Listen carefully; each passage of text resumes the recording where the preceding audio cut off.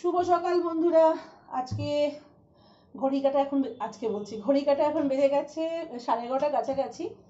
জল টলগুলো সব ভরে রাখলাম সকাল থেকেই। আজকে পুরো একদম হুড়ুহুড়ি চলছে, কেননা কালকে রাত থেকে মেয়ের খুব শরীর খারাপ। তো যাই হোক, ও আজকে কলেজ ফলেজ কোথাও যায়নি, রেস্ট নিচ্ছে। ডাক্তারের অ্যাপয়েন্টমেন্ট নিয়েছি। ওর হয়েছে, কানের মধ্যে প্রচণ্ড পেন হচ্ছে। হতে পারে সকালবেলা স্নান করছে বা এই ওয়েদারটা চেঞ্জ হয়েছে। যাই হোক, মানে একদিন ভালো যাচ্ছে তো সেকেন্ড ডে খারাপ। আগে বাবার শরীর অসুস্থ হয়েছিল, যাই হোক বাবা একটু মানে মানে একটু ভালো আছে। আর তারপরই দুদিন না একদিন ব্লগ করিনি।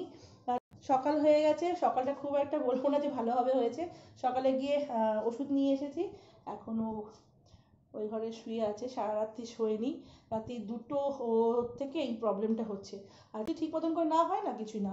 এখানে সব রয়ে গেছে কাপড় জামাগুলো, ওখানে সব কাপড় জামাগুলো এই দেখো, ওখানে সব পড়ে গেছিলাম, সব ওগুলো রয়েছে। একটুখানি জল কাচা করবো, করে মেলে দেবো। তারপর যাবো হচ্ছে ও বাড়িতে, বাবার কাছে। বাবার শরীরটা তো এমনিই খারাপ। ওই যেদিনকে ভাবি একটু উঠে বসছে, সেদিনকে ভাবি একটু ভালো আছে, সেরকমই। বাবার জন্য একটু ঝোল রান্না করে দেবো, শুক্তো টাইপের করে নিয়ে যাবো। মায়েরও শরীর খারাপ, যদি সম্ভব হয় আজকে দেখাবো বাবাকে। না দেখাতে, বাবা আমাকে দেখাতে ইচ্ছে করে না, মানে কেমন ছিল, কীরকম হয়ে গেছে। চলুন ব্লগটা স্টার্ট করলাম। যদি আমার ব্লগ ভালো লেগে থাকে একটু লাইক কমেন্ট শেয়ার করে দেবেন। কেননা আমি এখন এটা থেকেই ইনকামের পথ বার করছি। ইনকাম ছাড়া জগৎ চলে না, কেউ চলে না। চলো কাজকর্মগুলো করে নিই, আমাকে আবার বেরোতে হবে। তার আগে দেখি নিই, এই যে এটা হচ্ছে ছোটোটা, বড়টা কোথায় আছে? বড়টা ওদিকে, বড়টা হচ্ছে এই ঘরে আছে। এখানে হচ্ছে বড়, ওখানে হচ্ছে মেয়ে, আর এই হচ্ছে ঘরের হালত আছে, পুরো জামা কাপড় এদিক ওদিক আছে। ঝটপট করে সবজিগুলো কেটে নেবো। ঝিঙে কাটবো, ঝিঙে পেঁপে। আর এখন আসার সময় এই নিয়ে আসলাম এক সেট, এই যে কুমড়ো আর লাউ।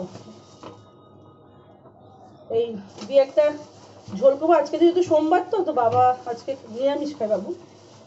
আর মেয়ে বলছে তোমাকে এখন যেতে হবে না, তুমি এদিকে করো। আমি সেই ভোরবেলায় 7টা থেকে মেয়ের ওষুধ খুঁজছি, কোথাও মেয়ের ওষুধ পাইনি।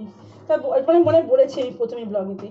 আর এখন ওই ওষুধ মেয়ের কানে ব্যথাটা অনেকটা কমে গেছে, তাও মানে ডাক্তার দেখিয়ে নেবো। কারণ আমার মেয়ে আবার কোহিনূর হিরে আছে, ওর রোগ হট করে এমনভাবে দেখা দেয় না, তখন আর মানে চোখের জল ছাড়া কিছু থাকে না। তো ওর জন্য নাম তো লিখিয়ে দিদি সকালে উঠে, দিদির কাছ থেকে নাম্বারটা নিয়েছিলাম। ডক্টর আয়ন কুন্ডু, ইন্দ্রজিৎ কুন্ডু, উনি খুব মানে ইএনটি স্পেশালিস্ট। ওনাকেই মোটামুটি কিছু আমাদের ফ্যামিলিতে কারোর কিছু ইএনটি প্রবলেম হলে দেখানো হয়। তো ওখানেই যাবো। প্রচণ্ড লাইন পড়ে, প্রচণ্ড লাইন। চলো বাবা খুলে দাঁড়িয়ে যাবে, কিনে নিই।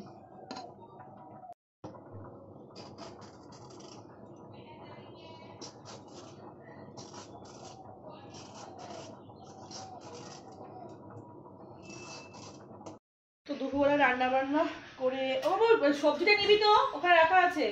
তো রান্না বান্না করার পর না শুয়ে ঘুমিয়ে পড়েছিলাম, কারণ সকালবেলা রাত্রে আমার ঘুম হয়নি। নিয়ে না ওখানে এখন 5:30 বাজে। চাটা খেয়ে দিয়ে মুখ টুক ধুয়ে ফ্রেশ হয়ে এবার যাবো হচ্ছে ডাক্তার দেখাতে। মেয়েও রেডি হয়ে গেছে, সে যাবো হচ্ছে কাকুরগাছি। আর এখন তো মানে 4:30-5টা বাজতেই তো অন্ধকার হয়ে যাচ্ছে। যাই হোক, 6:30টার সময় ডাক্তার অ্যাপয়েন্টমেন্ট আছে, গেলে তো অনেকক্ষণ সময় লাগবে। তো এখন বেরিয়ে যাই 5:30, যেতে যেতে 1 ঘন্টা লাগবে। ভেবেছিলাম স্কুটি নিয়েই যাব, কিন্তু অন্ধকার হয়ে গেছে, ভালো লাগছে না। তো ওই জন্য ওখান থেকে লঞ্চ পেরিয়ে যাবো, আসার সময় সেরকম হলে ওরা করে চলে আসবো। চলো যাওয়া যাক, আপনি চলো।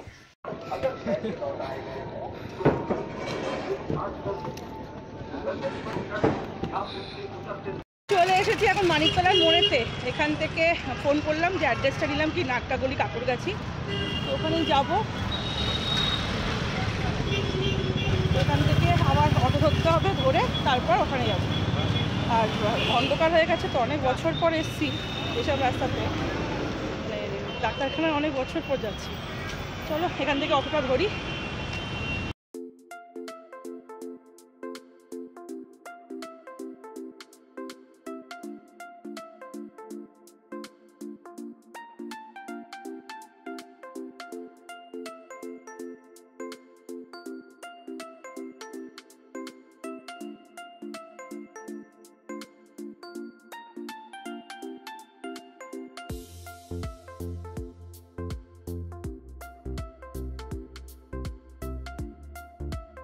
ডাক্তার দেখানো হয়ে গেছে, সেরকম কিছুই না, কানের মধ্যে মানে ঠান্ডা লেগে গেছে কানের পর্দাতে, তো হয়ে গেছে। এবার যাবো হচ্ছে বাড়ি, কারণ বেজে গেছে 7টা 25। কী খাবে, কী কেনাকাটি করবে একটু করে তারপর বাড়ি যাবো।